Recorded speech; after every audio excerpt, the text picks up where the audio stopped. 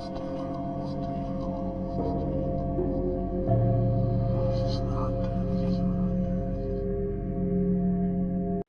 यह घटना मेरे साथ तब हुआ था जब मैं 8 साल का था।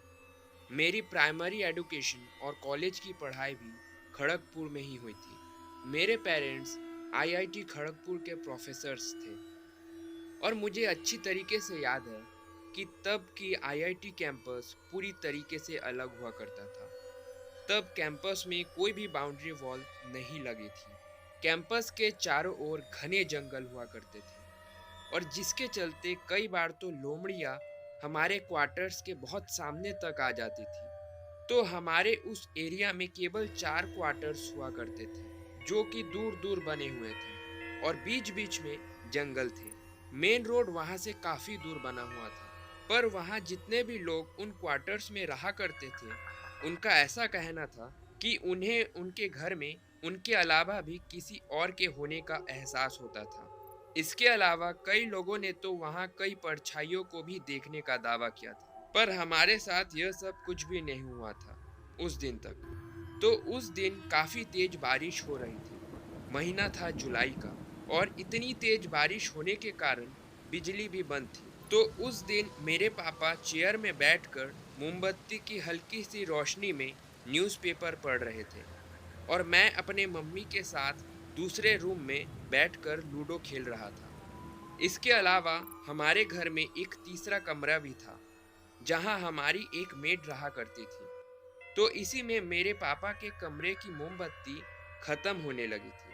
तो पापा ने मेरी मम्मी को नया मोमबत्ती जलाने के लिए कहा। तो इसी बीच थोड़ी देर बाद हमारी मेड एक मोमबत्ती लाकर दोनों कमरों के बीच में रख देती है, जिसके बाद मेरे पापा फिर से न्यूज़पेपर पढ़ने में व्यस्त हो जाते हैं। तो इसी बीच कुछ ही सेकंड्स बाद पापा को यह याद आता है कि हमारी मेड तो अपनी गांव गई हुई थी क्योंकि उनकी मम्मी की तबीयत खराब थी। तो यह सोचते ही पापा डर के मारे घबरा जाते हैं और उस रूम की ओर देखने लगते हैं जहां उस मोमबत्ती को होना था, पर वहां कोई भी मोमबत्ती नहीं था। पूरा कमरा अंधेरे में डूबा हुआ था और इन सभी घटनाओं से डर कर वो हमें बुलाने लगे। तो जब तक हम एक मोमबत्ती लेकर उस कमरे में गए तो तब हमने देखा कि पापा बेड पर पूरे पसीने से भीगे हुए डरे सहमे बैठे हुए थे। तो हमारे पूछने पर उन्होंने हमें वह पूरा वाकया बताया और इसके अलावा उन्होंने हमें यह भी बताया कि जब वो बहुत ज़्यादा घबरा गए थे तो चेयर से उनके पैर पर चोट लग गई थी, जिसके बाद वह चेयर में बैठ गए। पर इसी बीच उन्हें अपने चेयर के हैंडल पर एक बालों से भरी हुई हाथ को महसूस किया, जिसके कारण ही वे इतना डर गए थे।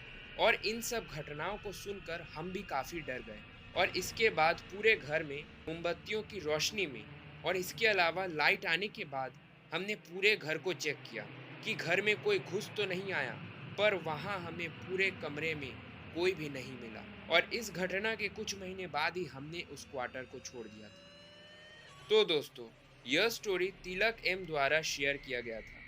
कैसी लगी आपको यह स्टोरी? आप हमें कमेंट पर ज़रूर बताएं। वीडियो पसंद आया तो लाइक ज़रूर करें और ऐसे ही वीडियोस और देखने के लिए चैनल को सब्सक्राइब ज़रूर करें। आप सबको धनतेरस और दीपावली की हार्दिक शुभकामनाएं।